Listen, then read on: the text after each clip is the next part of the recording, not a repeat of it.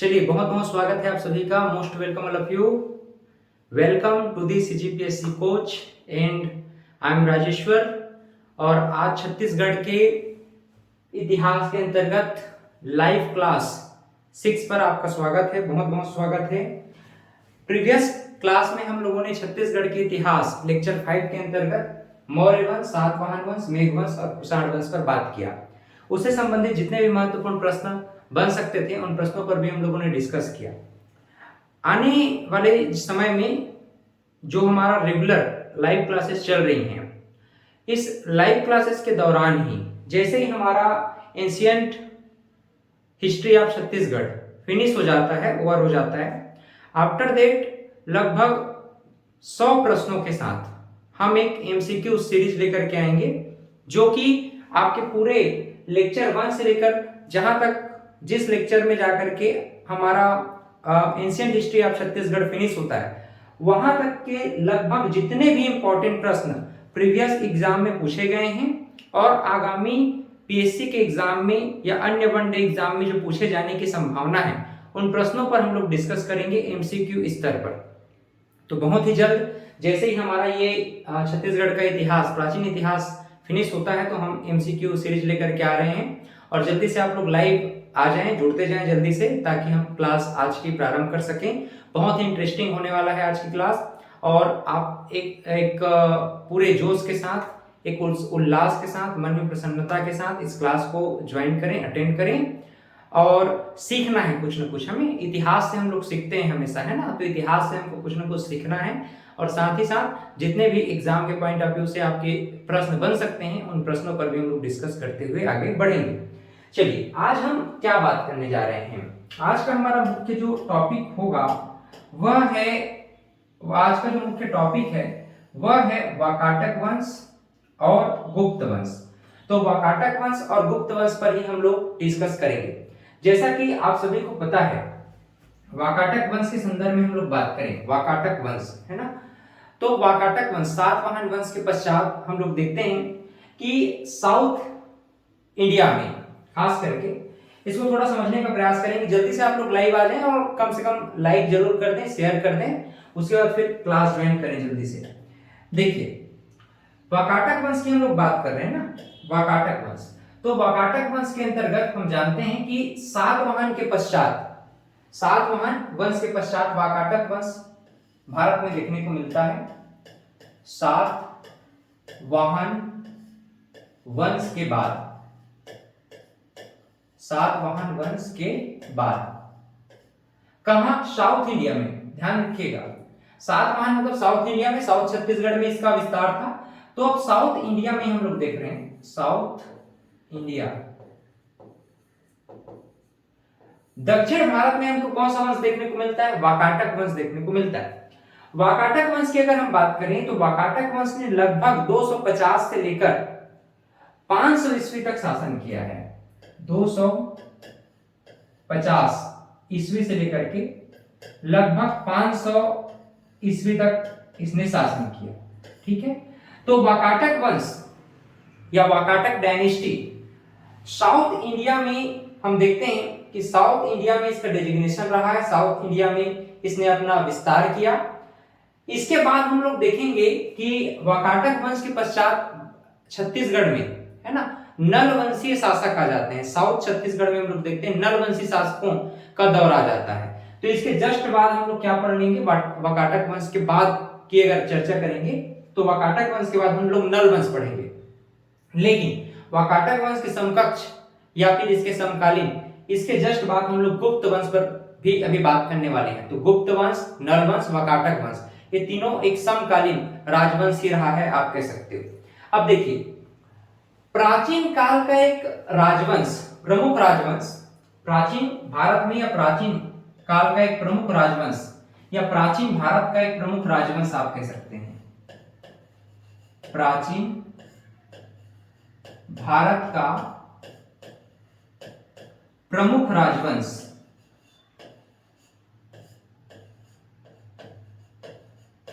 प्राचीन भारत का प्रमुख राजवंश जिसने तीसरी शताब्दी के चतुर्थांश में तीसरी शताब्दी के चतुर्थांश यानी फोर्थ शताब्दी के शुरू में, है ना, या फिर आप कह सकते हैं तीसरी शताब्दी के चतुर्थांश और चौथी शताब्दी के पूर्वार्ध तक, या लेटर छठी शताब्दी आप कह लो, छठी शताब्दी तक ये चला गया था, सिक्स्थ सेंचुरी। तो तीसरी शताब्दी से लगभग छठी शताब्दी तक भारतवर्ष में एक लंबे समय तक शासन करने वाला राजवंश ही क्या राजवंश के नाम से जाना जाता है? वाकाटक राजवंश के नाम से जाना जाता है। वाकाटक शब्द का नामकरण के विषय में अगर हम देखें कि नॉमेनक्लेचर पर बात करें, नामकरण कैसे बना होगा, इसका नामकरण नॉमेनक्लेचर कैसे आया, वाकाटक का नॉमेनक्लेचर कैसे आया, यानी इसका नामकरण कैसे हुआ होगा? तो स्पेसिफिक कोई डिटरमाइन नहीं है, कोई इसको स्पेसिफिक बता नहीं पाया अभी तक कि इसका नामकरण कैसे हुआ होगा। बस एज्यूम किया जाता है, मतलब अंदाजा लगाया जाता है। अंदाजा कैसे? कि कोई वाकाट नामक मध्य भारत में स्थान रहा होगा, है ना, वाकाट नामक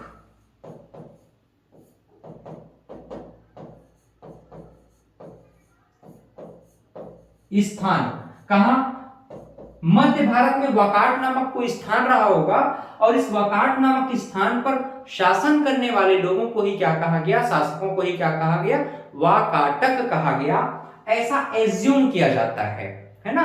मतलब नोमेनक्लेचर में, वाकाट वंश के नोमेनक्लेचर में, नामकरण में कोई स्पेसिफिक डेफिनेशन नहीं है, कोई स्पेसिफिक जानकारी नहीं है हमारे पास कि इसका नाम कैसे वाकाटक पड़ा, लेकिन ऐसा माना जाता है कि वाकाट नामक कोई स्थान रहा होगा, और इस वाकाट नामक स्थान के कारण ही इस क्षेत्र में जो शासन करने वाले राजवंश हैं वो वाकाटक कहलाए। क्लियर? यहां तक सबको समझ में आ गया? अब देखिए, यहां हम कुछ बातों को समझना चाहते हैं वाकाटक राजवंश में।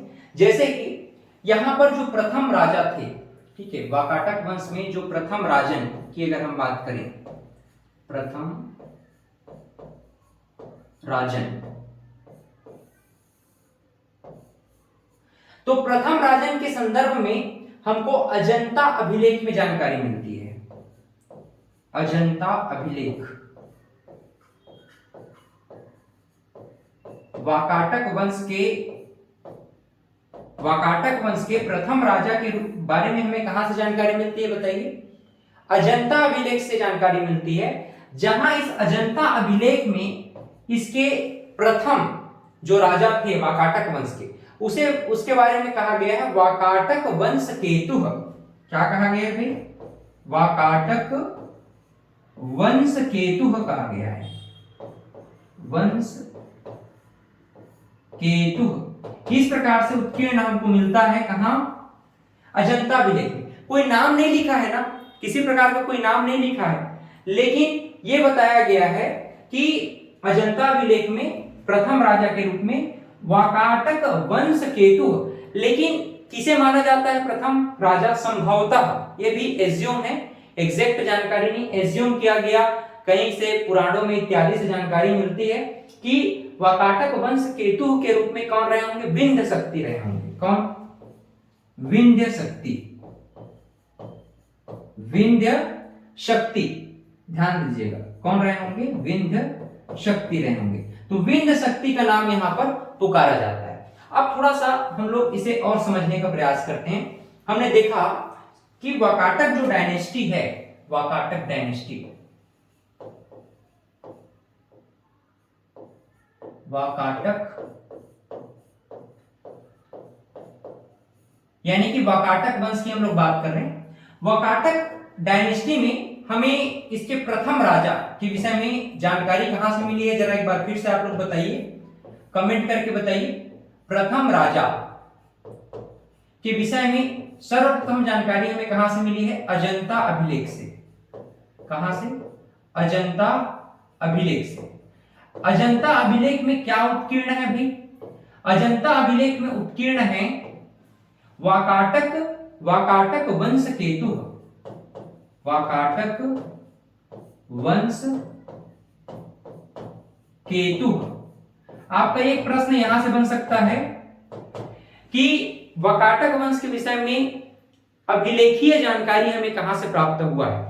तो आप ध्यान में रखिएगा, अजंता अभिलेख से हमें जानकारी प्राप्त हुआ है। ये आपका पहला प्रश्न है, इसको आईएमपी मान करके आप चलें। ये आईएमपी है आपके एग्जाम के पॉइंट ऑफ व्यू से। ठीक, अब ध्यान दीजिएगा, ऐसा माना जाता है कि ये जो वाकाटक वंश केतु है, अजंता अभिलेख में तो नाम नहीं लिखा गया है विंध्य शक्ति की, विंध्य शक्ति करके, विंध्य शक्ति, संभवतः विंध्य शक्ति को ही क्या मान लिया गया है? विंध्य शक्ति को ही वाकाटक वंश का प्रथम राजा माना गया है। लेकिन हम जानते हैं हमारा ये भारत देश, आप देखिएगा भारत देश, तो भारत देश के अंतर्गत हम लोग देखते हैं कि ये अपना क्या है, ये अपना जो है छत्तीसगढ़ है, सीजी, ठीक है। ये अपना क्या है, मध्य प्रदेश है, यहां पर आंध्र प्रदेश है, आंध्र प्रदेश। तो ऐसा माना जाता है कि जो विंध्य शक्ति है ना, विंध्य पर्वतीय क्षेत्र में इसका शासन रहा होगा और यहां से लेकर के आंध्र प्रदेश तक इसका शासन था विंध्य शक्ति का। और इसमें ही कुछ भाग, साउथ का कुछ भाग किसमें पड़ता है? छत्तीसगढ़ का भी पड़ता है। तो विंध्य शक्ति का शासन काल ये मध्य प्रदेश में विंध्य पर्वत से लेकर के आंध्र प्रदेश तक रहा होगा, जिसमें साउथ छत्तीसगढ़ भी शामिल है। तो इसी कारण से ऐसा माना जाता है कि इनका नाम क्या पड़ा होगा। इनका एक प्रकार से नाम एग्जैक्ट पता नहीं है कि विंध्य शक्ति रहा होगा। विंध्य शक्ति एक प्रकार का क्या है? टाइटल है। टाइटल का मतलब जानते हो? उपाधि। टाइटल मतलब उपाधि, मतलब विंध्य पर्वत से लेकर के आंध्र प्रदेश तक जो पूरा का पूरा एरिया है, यहां तक इंक्लूडिंग छत्तीसगढ़ का साउथ रीजन, तो यहां तक पूरा का पूरा शासन किसका था? विंध्य शक्ति का। इसी नाम से जो वाकाटक वंश केतु है प्रथम राजा, इसका नाम क्या पड़ गया? विंध्य शक्ति पड़ गया, क्योंकि विंध्य क्षेत्र में, विंध्य पर्वतीय पूरा क्षेत्र में किसकी शक्ति, किसकी पावर थी? तो विंध्य शक्ति की पावर थी। इस नाम से इनको टाइटल क्या मिला? इनको टाइटल मिला विंध्य शक्ति का। यहां तक सबको समझ में आ गया क्या? बहुत बढ़िया। अब देखो ध्यान दीजिएगा, हमको कैसे कह सकते हैं कि मध्य प्रदेश से हमको जानकारी मिली? तो मध्य प्रदेश से हमको जानकारी मिली।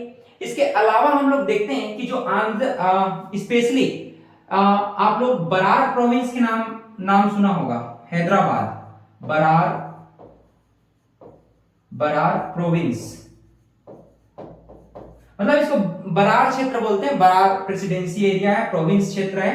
एक्चुअली में हैदराबाद, इसको आप लोग सुने होंगे कि बरार प्रोविंस निजाम ऑफ हैदराबाद के नाम से भी इसको जाना करते थे। 1851 के बाद ये ब्रिटिश के द्वारा एडमिनिस्ट्रेट किया जाने लग गया है ना। तो जो बरार प्रोविंस है आंध्र प्रदेश, इस एरिया तक पूरा किसका शासन था? विंध्य शक्ति का शासन था। कहने का मतलब है कि वाकाटक वंश का शासन था। लेकिन हमें यहां पर किसी भी प्रकार का विंध्य शक्ति के बारे में किसी भी प्रकार का आर्कियोलॉजिकल एविडेंसेस नहीं मिले हैं। हिस्टोरिकल कुछ स्क्रिप्टेड यानी कि कहीं किसी अभिलेख के बारे में कह सकते हैं कुछ जानकारी, लेकिन कोई आर्कियोलॉजिकल एविडेंसेस नहीं मिले हैं। स्पेशली अजंता अभिलेख में भी हमको क्या मिला है? वाकाटक वंश केतु ही मिला है, विंध्य शक्ति तो नहीं लिखा है ना। तो इसी नाम से हम कह सकते हैं कि विंध्य शक्ति के विषय में कहीं पर भी हमको आर्कियोलॉजिकल एविडेंसेस नहीं मिले हैं। आर्कियोलॉजिकल मतलब पूरा तात्विक साक्ष्य नहीं मिले हैं। पूरा तात्विक साक्ष्य नहीं मिले मतलब किसी प्रकार का अभिलेख और सिक्का विंध्य शक्ति के बारे में हमें अभी तक ज्ञात नहीं हुआ है। हमको इसके विषय में जानकारी नहीं मिली है। अब ध्यान दीजिएगा, ये जो वाकाटक डायनेस्टी है ना, इन्होंने अपनी राजधानियां कहां रखी? कैपिटल का मतलब क्या होता है? राजधानियां, कैपिटल्स। तो इन्होंने अपनी आरंभिक राजधानी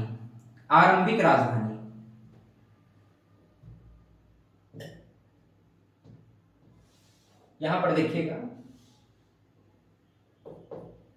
आरंभिक राजधानी, इन्होंने अपनी आरंभिक राजधानी कहां बनाया? अभी पुरिका बरार में।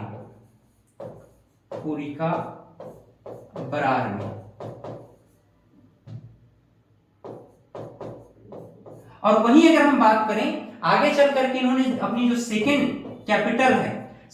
कैपिटल कहां लेकर गए? नंदीवर्धन।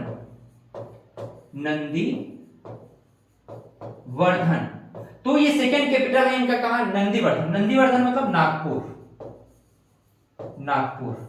ठीक है, हम लोग आंध्र प्रदेश, पुड़िका, बरार, हैदराबाद की बात कर रहे हैं और इनकी सेकेंड राजधानी कहां थी, नंदीवर्धन नागपुर में था।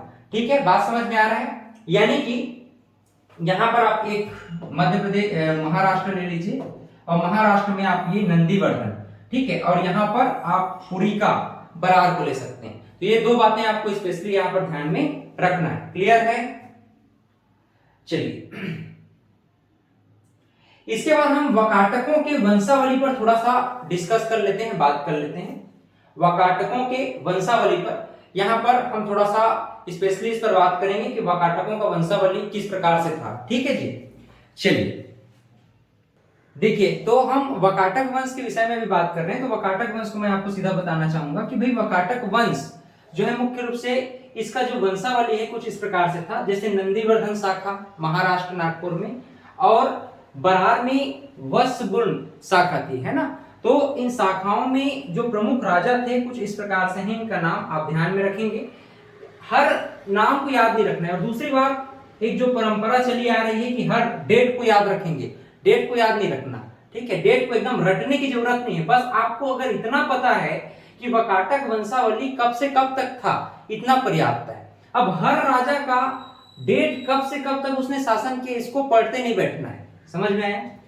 नाम ध्यान में रखिएगा। नंदीवर्धन शाखा में हम नागपुर शाखा के संदर्भ में बात कर रहे हैं। तो हमने पहले भी आपको बताया कि जो विंध्य शक्ति हैं, विंध्य पर्वत से लेकर के बरार तक इन्होंने शासन किया रहा होगा। इस नाम से विंध्य पर्वत के राजा के रूप में, विंध्य पर्वत के शासन कर्ता के रूप में, इस क्षेत्र में शासनकर्ता के रूप में इनको एक टाइटल मिला था। इनका कहीं पर स्पेशली नाम नहीं उत्कीर्ण है, कहीं पर हमको कोई आर्कियोलॉजिकल एविडेंसेस नहीं मिलता, पुरातात्विक साक्ष्य नहीं मिलता हमें विंध्य शक्ति के रूप में कि इनका कोई नाम है। जैसे कि मैंने आपको पहले ही बताया कि विंध्य शक्ति के संदर्भ में हमें अजंता अभिलेख में कुछ जानकारी मिलती है, लेकिन विंध्य शक्ति नहीं लिखा हुआ है। क्या लिखा हुआ है? वकाटक वंश केतु लिखा है। तो वकाटक वंश केतु कहने का मतलब विंध्य शक्ति से नहीं है, लेकिन विंध्य शक्ति एक टाइटल नाम दिया गया है। ऐसा अंदाजा लगाया गया कि विंध्य शक्ति करके कोई राजा रहे होंगे जिन्होंने कहा मध्य प्रदेश से लेकर के आपका आंध्र प्रदेश तक, जहां साउथ छत्तीसगढ़ का पूरा एरिया कवर करता है, यहां तक इन्होंने बरार प्रोविंस तक शासन किया था। और इनकी दो राजधानियां थी। कौन कौन सी? एक तो वत्सगुण शाखा के अंतर्गत हम लोगों ने देखा है, वत्सगुण शाखा के अंतर्गत बरार में इसकी राजधानी थी, और दूसरा नंदीवर्धन शाखा नागपुर में थी। ठीक है, बात समझ में आया?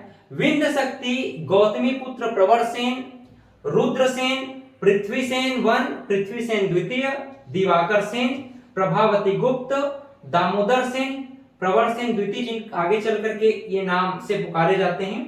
तो ये प्रभावती गुप्त जो है ना, प्रभावती गुप्त महिला थी, तो इन्होंने संरक्षण किया दामोदर सेन, या आगे चल करके यही प्रवरसेन द्वितीय के नाम से जाने जाते हैं। अपने दो पुत्रों का संरक्षण इन्होंने किया था, इस नाम से इनको संरक्षक जो है पालक, प्रजा पालक के नाम से भी जाना जाता है।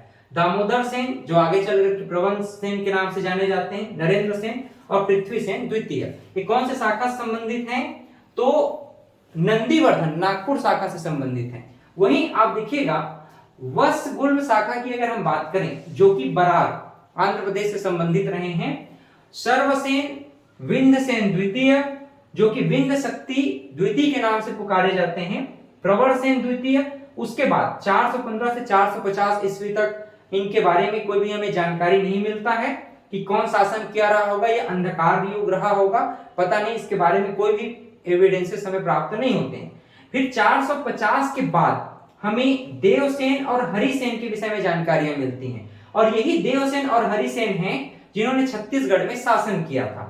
और अंतिम शासक के रूप में हमको हरिसेन के विषय में जानकारियां प्राप्त होती हैं। तो इस प्रकार से आप लोग समझ पाए होंगे कि वकाटक वंश का वंशावली क्या रहा है। इसे आप स्क्रीनशॉट भी कर सकते हैं, अदरवाइज पॉज करके आप इसे लिख भी सकते हैं। और इसका पीडीएफ नोट्स चाहिए तो आपको नीचे दिए डिस्क्रिप्शंस में एप्लीकेशन का लिंक दिया हुआ है, वहां पर जाकर के आप एप्लीकेशन से पीडीएफ डाउनलोड भी कर सकते हैं। क्लियर?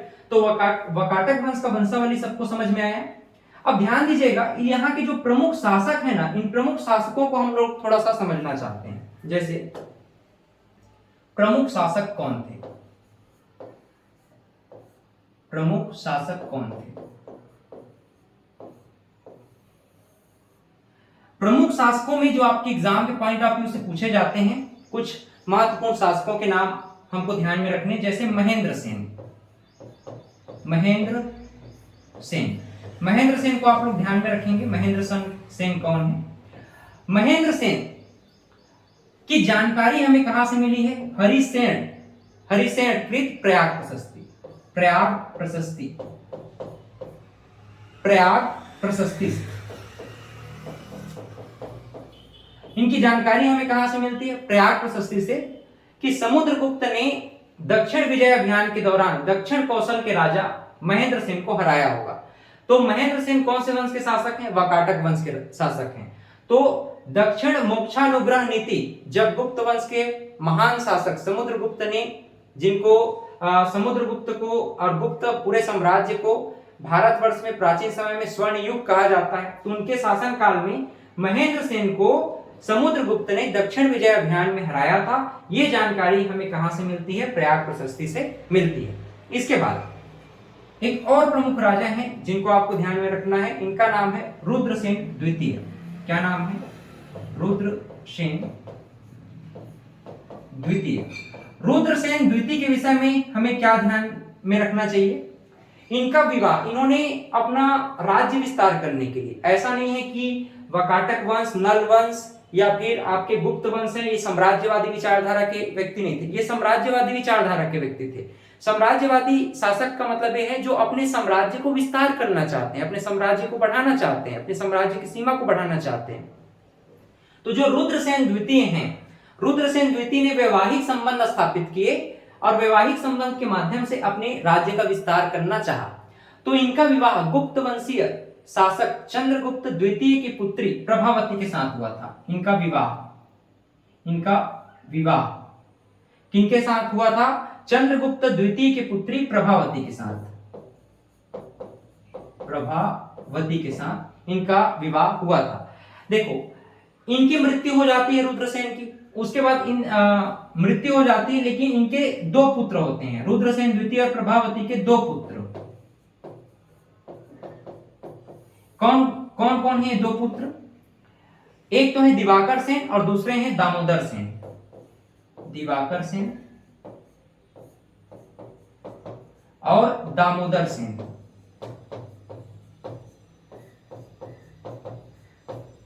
दोनों वयस्क नहीं थे, अल्पवयस्क थे। उसी समय इनके पिता रुद्रसेन द्वितीय की मृत्यु हो जाती है, इसलिए प्रभावती एक संरक्षक शासिका के रूप में पूरा राजपाट को संभालती हैं, है ना। तो इनको संरक्षक शासिका कहा गया है जब तक इनके पुत्र वयस्क ना हो जाते हैं।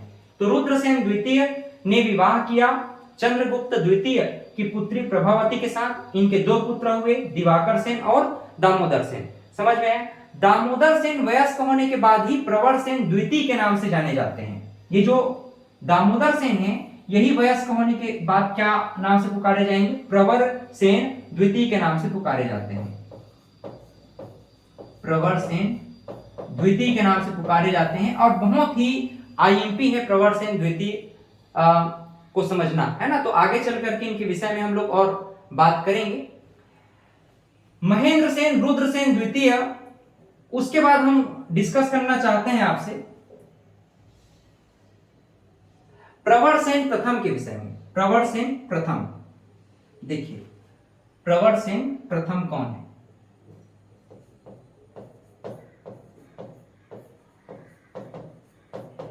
प्रवर सेन प्रथम, प्रवर सेन प्रथम को ही छत्तीसगढ़ में वास्तविक संस्थापक माना जाता है वाकाटक वंश के। तो छत्तीसगढ़ में वास्तविक संस्थापक कौन है? प्रवर सेन प्रथम। और यही आपके एग्जाम में पूछा जाएगा कि छत्तीसगढ़ में वास्तविक संस्थापक कौन है वाकाटक वंश के। तो कौन है?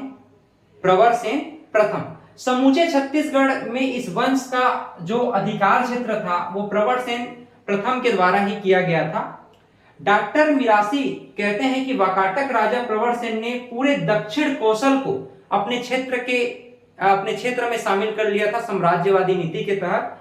और इनके मृत्यु के पश्चात गुप्त राजवंशों ने फिर छत्तीसगढ़ पर आधिपत्य स्थापित कर लिया। तो इस प्रकार से प्रवर सेन प्रथम बहुत ही इंपॉर्टेंट राजा यहाँ पर हो जाते हैं, शासक हो जाते हैं। इसके बाद हम डिस्कस करना चाहते हैं दामोदर सेन या प्रवर सेन द्वितीय के संदर्भ में। प्रवर सेन द्वितीय या दामोदर सेन कौन है? देखिए, दामोदर सेन या प्रवर सेन द्वितीय, प्रवर सेन द्वितीय। जहां हम दामोदर सेन की बात करते हैं, दामोदर सेन का ही नाम क्या है भाई? प्रवर सेन द्वितीय। अब देखिए, प्रवर सेन द्वितीय के संदर्भ में हम देखें तो इनके शासन काल में एक कवि थे, इनके चारण कवि जिनको कहा जाता है। तो इनके एक चारण कवि थे जिनका नाम क्या था? कालिदास। कालिदास वास्तव में छत्तीसगढ़ आए थे, फिर इनके चारण कवि हुए कुछ समय के लिए। तो एक प्रसिद्ध कवि छत्तीसगढ़ आए थे जिनका नाम क्या था? कालिदास। तो इनके संरक्षण में कुछ समय चारण कवि के रूप में रहे कालिदास, है ना। तो आदि कवि कालिदास के नाम से भी इनको पुकारा जाता है। तो कालिदास छत्तीसगढ़ आए थे।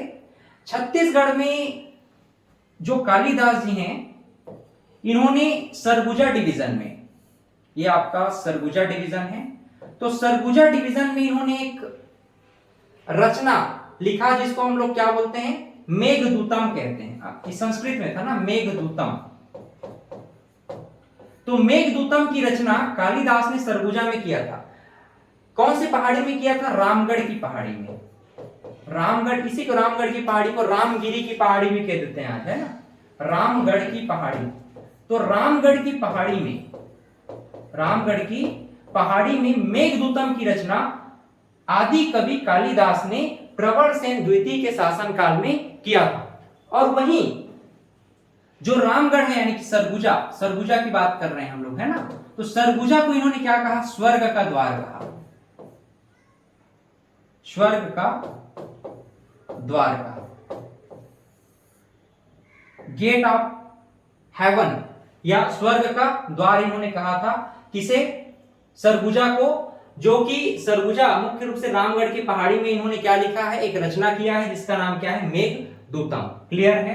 तो प्रवर सेन द्वितीय बहुत ही इंपॉर्टेंट पर्सनालिटी रहे हैं। प्रवर सेन द्वितीय के समय में एक प्रकार से स्वर्णिम काल रहा है इनका शासन काल। इस समय कालिदास छत्तीसगढ़ आए थे। छत्तीसगढ़ में इन्होंने इनके संरक्षण में कुछ समय तक निवास किए छत्तीसगढ़ में, और सरगुजा में रह करके इन्होंने रामगढ़ के पहाड़ी में मेघदूतम की रचना की, और वहीं सरगुजा को इन्होंने स्वर्ग का द्वार भी कह दिया, है ना। मेघदूत का छत्तीसगढ़ी में अनुवाद मुकुटधन पांडे ने किया था, ऐसा कई बार प्रश्न किया जाता है। तो ऐसे प्रश्नों को आपको एडिशनल याद रखना है कि छत्तीसगढ़ी में अनुवाद मेघदूतम का किसने किया है? मुकुटधर पांडे जी ने किया है। क्लियर? प्रवर सेन द्वितीय ने सेतुबंध नामक ग्रंथ की रचना की थी। तो एक प्रकार से इनका जो मित्रता है कालिदास के साथ क्यों होगा? क्योंकि प्रवर सेन द्वितीय भी कोई कम नहीं थे, ये भी अपने आप में कवि थे, है ना। तो सेतुबंध नामक ग्रंथ की इन्होंने रचना की थी। सेतुबंध नामक ग्रंथ की इन्होंने रचना की थी। इसी नाम से जो कालिदास हैं, इनके साथ इनकी अच्छी मित्रता हुई। इनके समय में कालिदास इनसे मिलने आए थे। तो प्रवर सेन द्वितीय ने भी एक रचना लिखा है, जिस रचना का नाम क्या है? सेतुबंध। सेतुबंध में इन्होंने आगे चल करके और रावण द्वारम या रावण सेतुबंधम ऐसे करके एक और रचना किया था संस्कृत में। तो बहुत सारी रचनाएं हैं जो कि प्रवर सेन द्वितीय के द्वारा किया गया था। इसका एकमात्र ताम्रपत्र हमें कहां से मिला है भाई? दुर्ग के मोहगा ग्राम से मिला है। प्रवर सेन के विषय में हमें एक ताम्रपत्र मिला है, ताम्रपत्र मिला है। ताम्रपत्र हमें कहां से मिला है? तो दुर्ग के मोहगा ग्राम, दुर्ग के मोहगा ग्राम, मोहगा ग्राम। आप लोग लाइव हैं तो कमेंट भी करते जाएं, समझ में आ रहा है या नहीं, नोट भी करते जाइएगा सब कुछ, है ना। बहुत इंपॉर्टेंट बात मैं बता रहा हूं। प्रवर सेन द्वितीय के संदर्भ में बहुत इंपॉर्टेंट पर्सनालिटी रहे हैं। प्रश्न आपका डायरेक्ट करता है कालिदास किसके समय आए थे, या किस वंशावली के समय कालिदास छत्तीसगढ़ आए और इन्होंने मेघदूत की रचना कहां की थी। ये सारे प्रश्न इनसे संबंधित पूछे जाते हैं। सेतुबंध ग्रंथ की रचना प्रवर सेन द्वितीय के द्वारा किया गया था। प्रवर सेन द्वितीय कौन थे? वास्तव में प्रभावती और रुद्र यहां पर आप देखिएगा वास्तव में जो प्रभावती और रुद्रसेन द्वितीय हैं, इन्हीं के पुत्र थे कौन? दामोदर सेन। और दामोदर सेन को ही क्या कहा जाता है? प्रवर सेन द्वितीय कहा जाता है। बात क्लियर? यहां तक समझ में आया? आगे बढ़ते हैं। देखिए इसके बाद हम बात करना चाहेंगे नरेंद्र सेन की। नरेंद्र सेन ये भी बहुत इंपॉर्टेंट पर्सनालिटी है। नरेंद्र सेन कौन है? देखिए नरेंद्र सेन, नरेंद्र सेन, नरेंद्र सेन के विषय में बात करें तो नरेंद्र सेन को ऐसा कहा जाता है कि इन्होंने पुनः फिर से जो राज सत्ता थी वाकाटक वंश की, वो धूमिल पड़ चुकी थी, उसको पुनः स्थापित किया, पुनः उजागर किया, या आप कह सकते हैं पुनर्स्थापित प्रभु सत्ता को फिर से स्थापित करने वाला राजा कौन था? तो उसका नाम क्या था? नरेंद्र सेन। तो नरेंद्र सेन ने वाकाटक राजवंश को पुनः खड़ा किया। कहीं उसकी छवि धूमिल हो रही थी, उस छवि जो धूमिल हो रही थी तो आईने को साफ किया फिर से, आप कह सकते हो, और अपनी प्रतिष्ठा को फिर से पुनर्स्थापित करने का काम किसके द्वारा किया गया है? नरेंद्र सेन के द्वारा किया गया। वाकाटक नरेश जो पृथ्वी सेन द्वितीय के बालाघाट जो ताम्रपत्र है, वहां से हमें नरेंद्र सेन के विषय में जानकारी प्राप्त होती है कि उसके पिता जो नरेंद्र सेन हैं, उन्होंने कौशल के साथ साथ मैकल क्षेत्र को भी अपने साम्राज्य में मिला लिया था। इसी नाम से हम कहते हैं कि जो नरेंद्र सेन है, ये जो है कौशल के साथ साथ जो मैकल क्षेत्र है, मैकल क्षेत्र, इस मैकल क्षेत्र को भी अपने राज्य में समाहित कर लिया था। इसी नाम से हम कहते हैं कि देखो होता क्या है ना, आदमी को धन संपदा से परिपूर्ण व्यक्ति होते जाता है ना, तो थोड़ा आलस्यता आने लग जाता है, आदमी कुछ काम नहीं करना चाहता। क्यों? पूर्वजों ने इतना सारा करके दे दिया है, सब कुछ धन संपदा ऐश्वर्य से भर दिया है, तो आदमी जो है ना आलसी हो जाता है। लेकिन ऐसा नहीं था। नरेंद्र सेन के समय आते आते सभी राजा जो है थोड़ा शिथिल होने लग गए थे, साम्राज्यवादी विचारधारा उनका उतना तेज नहीं रहा था। लेकिन नरेंद्र सेन ने ऐसा नहीं किया। नरेंद्र सेन ने पुनः अपने साम्राज्य को विस्तार करना चाहा, कौशल के साथ साथ मैकल क्षेत्र को भी अपने राज्य क्षेत्र में इन्होंने समाहित कर दिया। इसी नाम से इनके राज्य विस्तार नीति और इनके शौर्य के कारण कहा जाता है कि नरेंद्र सेन ने पुनः धूमिल होती हुई वाकाटक राजवंश की प्रभु सत्ता को पुनर्स्थापित किया। इस प्रकार की बातें हमें नरेंद्र सेन के विषय में जानकारी के रूप में प्राप्त होती है। वहीं अगर हम रिद्धिपुर अभिलेख के विषय में बात करें, रिद्धिपुर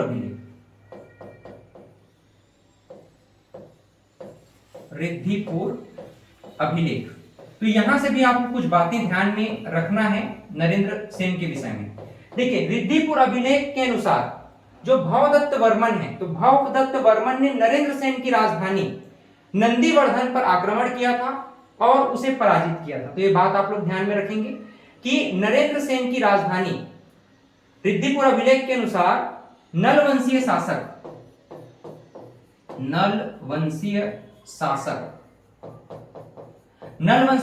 कौन? भवदत्त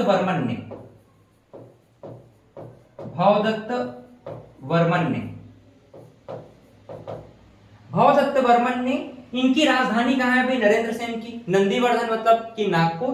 तो नागपुर को इन्होंने तहस नहस कर दिया था, नागपुर को इन्होंने उजाड़ के रख दिया था, है ना। हालांकि आगे चल करके उसका बदला लिया जाएगा, कहीं ना कहीं हम जैसा बीज बोते हैं वैसा फल काटते हैं, ये निश्चित रूप से ये परंपरा चलती आई है। तो हम देखेंगे रिद्धिपुर अभिलेख के संदर्भ में, रिद्धिपुर अभिलेख में नलवंशी शासक भवदत्त वर्मन ने हम देखते हैं कि नरेंद्र सेन की राजधानी नंदीवर्धन पर आक्रमण किया था और आक्रमण करके उसे पराजित किया, उसके पूरे सेना को पराजित किया और उस क्षेत्र को पूरा तहस नहस कर दिया। आगे चलते हैं थोड़ा सा, और यहां पर आगे बढ़ते हुए हम लोग देखते हैं किसके विषय में? पृथ्वी सेन द्वितीय के विषय में। पृथ्वी सेन द्वितीय कौन थे? पृथ्वी सेन द्वितीय, ध्यान दीजिएगा, पृथ्वी सेन द्वितीय is also very important personality.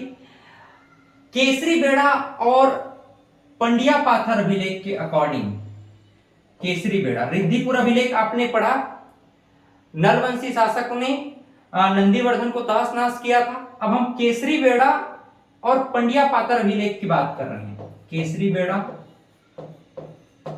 एवं पंड्या पाथर अभिलेख, पंड्या पाथर अभिलेख, इन अभिलेखों को ध्यान में रखना ना, ये बहुत बहुत इंपॉर्टेंट है। चाहे मैं रिद्धिपुर अभिलेख कहूं, चाहे पंड्या पाथर अभिलेख या केसरी बेड़ा अभिलेख कहूं, बहुत बहुत इंपॉर्टेंट है। केसरी बेड़ा या पंड्या पाथर अभिलेख के अनुसार पृथ्वीसेन ने नल वंशीय राजा अर्थपति भट्टारक को पराजित किया था। ठीक है, तो इसने पराजित किया, पराजित किया लिखना ना, हुआ मत लिख देना। पराजित किया, किसे पराजित किया? अर्थपति भट्टारक को। अर्थपति भट्टारक, अर्थपति भट्टारक कौन थे भाई? नलवंशीय शासक थे, नलवंशीय शासक थे। और नलवंशीय शासक अर्थपति भट्टारक के पूरे राजवंश को इन्होंने, मतलब उस क्षेत्र को पूरा इन्होंने क्या कर दिया? तहस नहस करके रख दिया था। तो सीधी सी बात है, मैंने बताया ना, जैसा बीज बोओगे वैसा फल काटोगे। तो यहां पर हम लोग देखते हैं, यहां पर हम लोगों ने देखा है,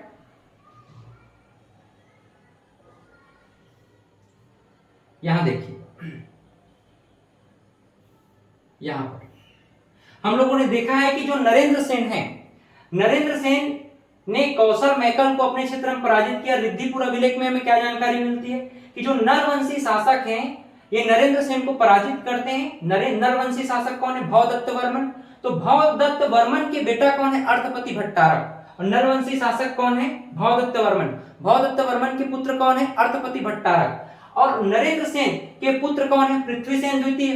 तो पृथ्वीसेन द्वितीय क्या करेंगे ना, अपने पिता का बदला लेंगे और नलवंशी शासक अर्थपति भट्टारक को पराजित करेंगे, उनके जो राजधानी है उसको तहस नहस कर देंगे। मतलब अदला बदला, सीधी सी बात, छत्तीसगढ़ी में अदला बदला बोलते हैं इसको, है ना, मतलब बदला लेना बोलते हैं, है कि नहीं।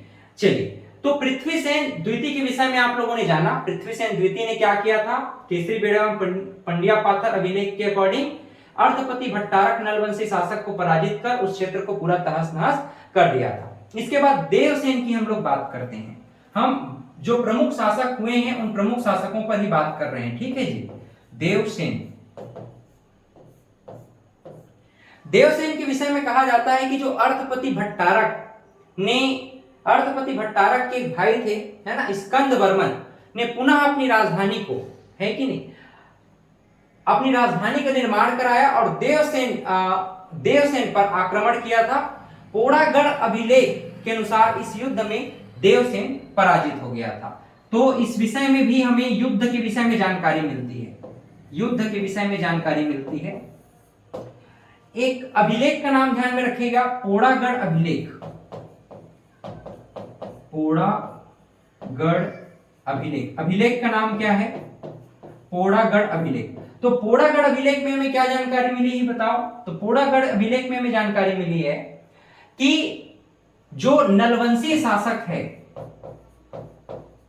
नलवंशीय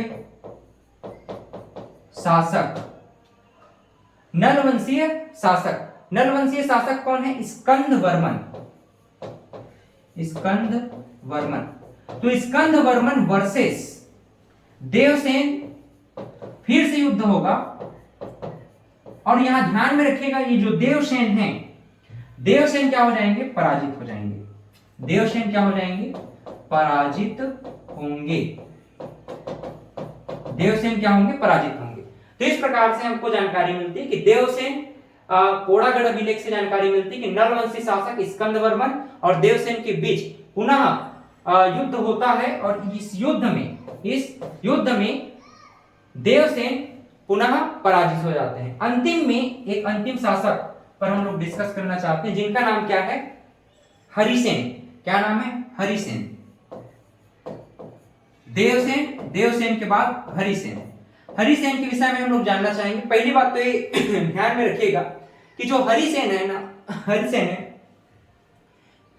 अंतिम शासक माने जाते हैं। ये जो है अंतिम शासक माने जाते हैं, ठीक है। ये बात आप लोग ध्यान में रखेंगे कि जो हरिसेन है ये अंतिम शासक माने जाते हैं। और जस्ट मिनट, इसको आप लोग नोट करो।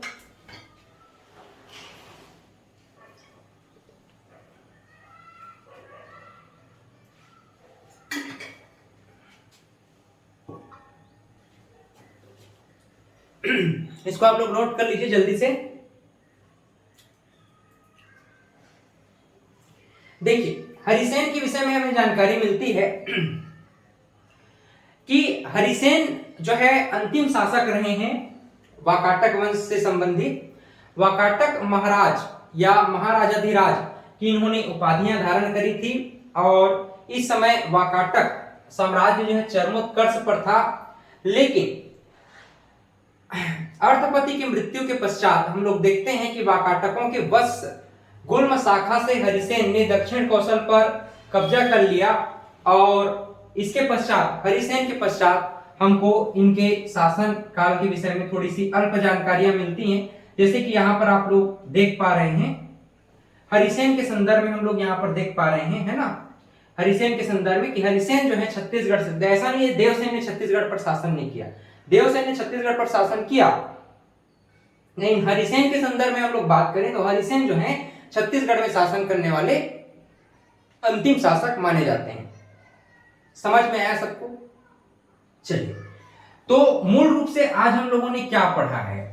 आज हम लोगों ने पढ़ा है स्पेशली नेक्स्ट क्लास में, अब मैं आपको गुप्त वंश के विषय में बताऊंगा। गुप्त वंश से संबंधित जो भी प्रमुख प्रश्नावली बनते हैं उनको प्रश्नों पर भी डिस्कस करेंगे।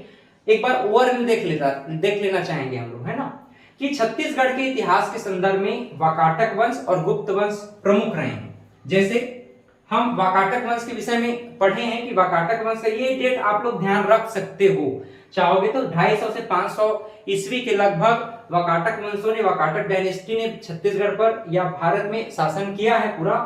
सातवाहनों के बाद साउथ इंडिया में एक प्रमुख राजवंश का उदय हुआ। वह प्रमुख राजवंश क्या था? वाकाटक वंश है, जिसने 3री से 6ठी शताब्दी तक भारत में शासन किया। इनका वाकाट नामक शब्द से संबंध, वाकाटक वंश, इनका नामकरण कैसे हुआ होगा कि वाकाट नामक कोई स्थान रहा होगा जहां पर ये शासक शासन करते रहे होंगे, इसी नाम से क्षेत्र को क्या बोल दिया गया? वाकाटक कह दिया गया। प्रथम राजन कौन थे इसके विषय में स्पष्ट जानकारी नहीं मिली है, लेकिन अजंता अभिलेख में हमको वाकाटक वंश केतु कहा गया है और वाकाटक वंश केतु से एक एज्यूम लगाया जाता है, एज्यूम किया जाता है कि विंध्य शक्ति ही प्रथम शासक रहे होंगे। विंध्य शक्ति इनको क्यों कहा गया होगा? विंध्य शक्ति कोई राजा रहे हैं कि नहीं रहे हैं इसके विषय में कोई स्पष्ट जानकारी नहीं है, क्योंकि अजंता अभिलेख में हमें क्या जानकारी मिला है? वाकाटक वंश केतु करके मिला है और वाकाटक वंश केतु में स्पेशली राजा का नाम नहीं है। तो विंध्य शक्ति को एक टाइटल माना जाता है, उपाधि माना जाता है। उपाधि मतलब कि देखिए ये आपका जो है भारत है, भारत में छत्तीसगढ़, मध्य प्रदेश, महाराष्ट्र और आंध्र प्रदेश। तो ये जो मध्य प्रदेश से लेकर महाराष्ट्र का कुछ एरिया और छत्तीसगढ़ का पूरा साउथ छत्तीसगढ़ और आंध्र प्रदेश बरार प्रोविंस, तो इस पूरे क्षेत्र में किसका शासन रहा था? विंध्य शक्ति का। यानी विंध्य पर्वत से लेकर के पूरा आंध्र प्रदेश तक पूरा शासन किसका था? विंध्य शक्ति का था। इसी नाम से इसको जो है विंध्य शक्ति के नाम से, या विंध्य का पावर, विंध्य का जो पावर है, इसके नाम से इसको पुकारा गया। कैपिटल इनका क्या रहा था? अब ध्यान में रखेंगे, कैपिटल भी एग्जाम में कई बार पूछा जाता है, तो ये भी आपको ध्यान में रख लेने वाली बात है, बहुत इंपॉर्टेंट हो जाती है। तो इसके संदर्भ में आप लोग ध्यान में रखेंगे कि इनका जो राजधानी है, प्रारंभिक राजधानी पुरी का बरार में, यानी आंध्र प्रदेश आप चले जाना, नंदीवर्धन नागपुर। क्लियर? इसके बाद हम लोगों ने क्या पढ़ा है? इसके बाद हमने पढ़ा स्पेशली वाकाटक वंशों की वंशावली क्या रही है। तो एक तो आप नंदीवर्धन शाखा के अंतर्गत संस्थापक कौन थे? तो विंध्य शक्ति थे। और वहीं वस्त गुल्म शाखा, यानी कि सीधी सी बात है, इसको आप चाहोगे तो नोट कर लो, यहां पर आप चाहोगे तो इसको नोट कर लेना। ये वस्त गुल्म शाखा मतलब बरार की बात की जा रही है, बरार। तो बरार से संबंधित संस्थापक कौन थे? सर्वसेन थे, संस्थापक कहते हैं इनको, है ना। तो संस्थापक कौन थे? सर्वसेन। विंध्यसेन, विंध्य शक्ति द्वितीय के नाम से जाने जाते हैं। फिर प्रवरसेन द्वितीय कुछ समय के लिए अज्ञात रहा, अंधकार युग रहा। फिर देवसेन, हरिसेन, और हरिसेन को छत्तीसगढ़ के संदर्भ में हम लोग क्या मानते हैं? अंतिम शासक मानते हैं। देवसेन, हरिसेन, इन दोनों ने छत्तीसगढ़ पर शासन किया है। क्लियर। आगे चल करके यहां पर देखिए प्रमुख शासकों में हम लोगों ने देखा है महेंद्र सेन, जिनकी जानकारी प्रयाग प्रशस्ति में मिलती है, रुद्रसेन द्वितीय। आगे चल करके इनके जो पुत्र हैं रुद्रसेन द्वितीय, हम देखते हैं कि भाई इनका विवाह जो है प्रभावती के साथ हो जाता है। इनके दो पुत्र हैं दिवाकर सेन और दामोदर सेन। दामोदर सेन ही आगे चल करके प्रवर सेन द्वितीय कहलाएंगे।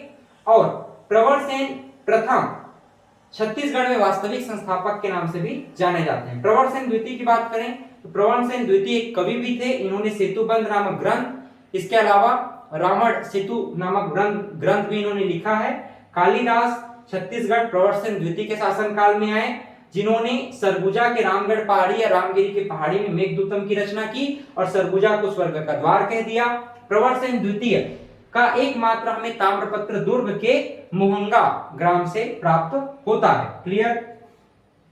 इसके बाद देखिए, इसके बाद हम लोगों ने देखा है कुछ और भी राजाओं के विषय में, जैसे नरेंद्र सेन के विषय में हम बात कर रहे हैं। नरेंद्र सेन कौशल और मैकल क्षेत्र को अपने राज्य में विस्तार नीति, साम्राज्यवादी विस्तार नीति के तहत शामिल किए और पुनः नरेंद्र सेन को माना जाता है कि वाकाटक राजवंश का जो छवि धूमिल हो पड़ी थी, इसको पुनर्स्थापित करने का श्रेय किसे दिया जाता है? नरेंद्र सेन को। आफ्टर दैट हमने रिद्धिपुर अभिलेख में ये देखा कि नलवंशी शासक भौदत्त वर्मन ने, है ना, यहाँ पर आक्रमण किया था इनके शासनकाल में, नरेंद्र सेन के शासनकाल में, और इनकी राजधानी को पूरा तहस नहस कर दिया, नंदीवर्धन को। पृथ्वी सेन द्वितीय के संदर्भ में देखते हैं, जो कि किनके पुत्र हैं? नरेंद्र सेन द्वितीय। तो अपने पिता का बदला लेने के लिए केसरी बेड़ा एवं पंड्या पाथर अभिलेख में जानकारी मिलती है कि इन्होंने अर्थपति भट्टारक नलवंशी शासक को पराजित किया, उनके राज्य को तहस नहस कर दिया। फिर देवसेन के संदर्भ में हमको मिलती है जानकारी कोड़ागर अभिलेख से, जहां पर फिर से युद्ध के विषय में जानकारी मिलती है कि देवसेन का जो युद्ध है नलवंशी शासक स्कंदवर्मन के साथ हुआ और देवसेन पराजित हुए। अंतिम में हरिसेन के विषय में जानकारी मिलती है कि हरिसेन जो है छत्तीसगढ़ में शासन करने वाले अंतिम वाकाटक वंशीय राजा रहे होंगे। क्लियर है। तो इस प्रकार से हम लोगों ने यहाँ पर कुछ महत्वपूर्ण जानकारियों को आपके साथ शेयर किया है। नेक्स्ट क्लास में हम पुनः कुछ नए तथ्यों के साथ गुप्त वंश को समझने का प्रयास करेंगे। उससे संबंधित जितने भी प्रश्न बन सकते हैं उन प्रश्नों पर बात करेंगे। पुनः आपको सूचना दे देना चाहूंगा कि जैसे ही हमारा ancient history of Chhattisgarh finish हो जाता है, हम पुनः आपके लिए एक क्लास अरेंज करेंगे जहां पर हम 100 महत्वपूर्ण प्रीवियस एग्जाम में पूछे गए और आगामी जो भी एग्जाम्स होंगे उनमें पूछे जाने के लिए जो संभावित प्रश्न है उन प्रश्नों के साथ आप लोगों के साथ पुनः उपस्थित होंगे।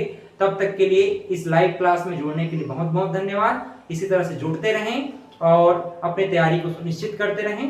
Have a great day.